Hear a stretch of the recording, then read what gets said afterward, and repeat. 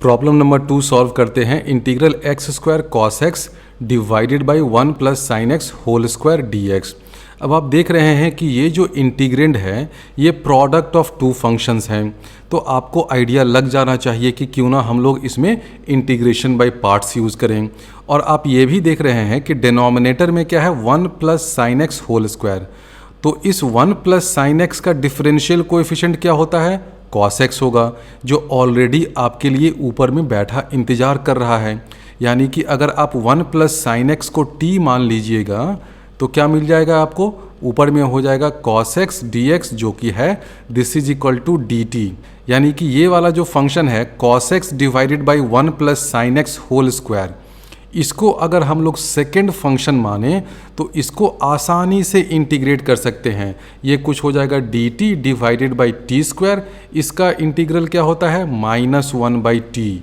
यानी कि इस चीज़ को cos x divided by 1 plus sine x whole square, इसको हम लोग सेकेंड फंक्शन मानेंगे, एक्स स्क्वायर को फर्स्ट फंक्शन मानेंगे।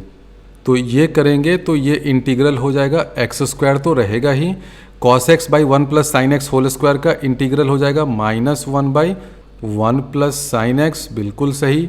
अब इसके बाद क्या हो जाएगा, अगला टर्म होगा माइनस इंटीग्रल जो भी लिमिट है 0 टू पाई। अब क्या होगा, इस एक्स स्क्वायर का डिफरेंशियल कोएफिशिएंट जो कि 2x है, और ये वाला चीज़ एज इट इज़ यहाँ पर आएगा। तो इसमें ऑलरेडी एक -1 है, तो ये माइनस और ये माइनस मिल करके प्लस हो जाएंगे, तो यहाँ प्लस कर दो, तो ये हो जाएगा 2x divided by 1 plus sine x, और dx तो रहेगा ही। तो इंटीग्रल ऐसा हो गया। तो ये हमने इंटीग्रेशन बाय पार्ट्स का यूज़ करके इस इंटीग्रल को ऐसे लिख लिया। अब जब आप फर्स्ट टर्म में लोअर लिमिट 0 और अपर लिमिट पाई लगाइएगा तो क्या हो जाएगा, लोअर लिमिट पे ये 0 है क्योंकि x 0 हो जाएगा, अपर लिमिट क्या है पाई, तो अपर लिमिट पे इसकी वैल्यू 0 नहीं आएगी, कुछ आएगी, कितनी आएगी मैं बताता हूँ। अपर लिमिट पर इसकी वैल्यू हो जाएगी -पाई स्क्वायर डिवाइडेड बाई नीचे में है 1 प्लस साइन पाई 0 होता है तो हो गया -पाई स्क्वायर, प्लस उसके बाद क्या है 2 टाइम्स ये जो सेकेंड टर्म है x dx divided by 1 plus sine x. तो अब हम लोग को क्या करना है, पहला टर्म तो आसानी से आ गया -पाई स्क्वायर, तो अब हम लोग को सारा ध्यान केंद्रित करना है, सारा अटेंशन पे करना है इस चीज़ को कि इस बदमाश इंटीग्रल को कैसे सॉल्व किया जाए। इसमें भी लिमिट कहाँ से कहाँ है, 0 से पाई है। अब आप देख रहे हैं कि इसमें इंटीग्रेंड में एक बहुत ही सुंदर सा क्यूट सा प्राणी x बैठा हुआ है। तो जैसे ही आपने इंटीग्रेंड में देखा कि x dx है तो आपके माइंड में खटकना चाहिए कि अच्छा ये x यहाँ पर बैठकर मस्ती कर रहा है, इस x को क्यों ना हम लोग हटा दें। कैसे हटाएंगे, राजा बाबू से किंग्स रूल लगाइए। x यहाँ पर है तो आप इस पूरे इंटीग्रल को I1 मान लेते हैं और देखते हैं क्या होगा। इस पूरे इंटीग्रल को हम लोग I1 मान लेते हैं, तो I1 को हम लोग किंग्स रूल लगाएंगे तो ये भी लिख सकते हैं 0 to pi minus x divided by 1 plus sine pi minus x क्या हो जाता है, साइन एक्स हो जाता है। तो I1 क्या हो जाएगा, ये हो जाएगा पाई minus x divided by 1 plus sine x d x. अब दोनों को ऐड कर दीजिए, ऐड करिएगा तो क्या हो जाएगा, ऐड करिएगा तो हो जाएगा 2I1 is equal to pi d x divided by 1 plus sine x. अब इसको इंटीग्रेट करना बहुत आसान है, ये पाई तो कांस्टेंट है तो इसको बाहर निकालिए। तो हम लोग लिख सकते हैं 2I1 इज इक्वल टू पाई को बाहर निकाला। अब ये क्या है dx by 1 plus sine x, इसको इंटीग्रेट करने के लिए ऊपर भी 1 माइनस साइन एक्स से मल्टीप्लाई करिए, नीचे भी करिए 1 माइनस साइन एक्स से, तो हो जाएगा 1 माइनस साइन स्क्वायर एक्स, और वो होता है कॉस स्क्वायर एक्स, तो यहाँ हो जाएगा cos square x d x.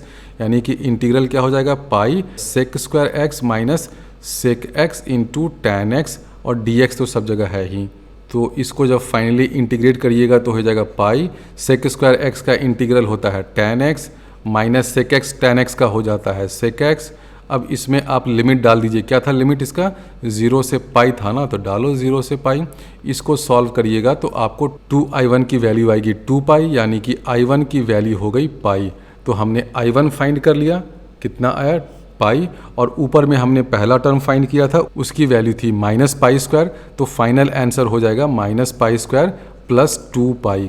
यहाँ देखिए हमने इस चीज़ की वैल्यू फाइंड कर ली ना, इस I1 की वैल्यू हमने फाइंड कर ली पाई, तो ये -π² प्लस 2π ये फाइनल आंसर हो गया।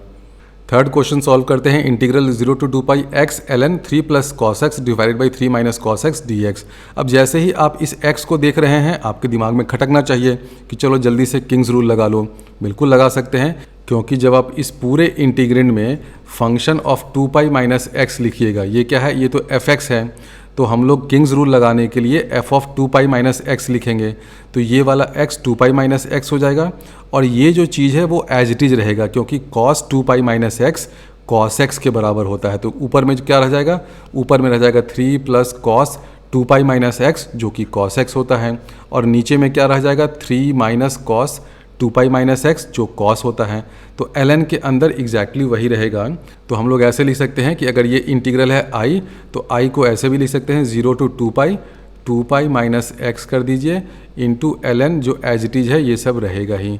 जब दोनों को ऐड करिएगा तो हो जाएगा 2i = अब ये 2π बाहर निकल गया, जब ऐड करिएगा तो +x और -x कैंसिल हो गया, 2π भाई तुम बाहर निकलो, 2π इंटीग्रल ln 3 + cos x ऊपर में, नीचे में आ जाएगा 3 - cos x dx। तो हमने इस x को तो हटा दिया, लिमिट क्या है 0 to 2π।